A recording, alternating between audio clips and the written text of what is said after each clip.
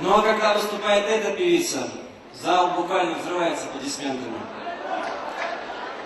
Ребята из ЛКР даже написали песню, посвятили ей. Там есть такие слова. Я не схожу с ума, ей просто нравится Айна.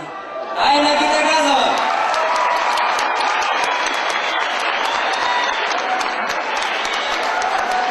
Ты зря это сказал, потому что боюсь, что вся женская половина и в буфете объявит мне бойкот. Не покушаюсь на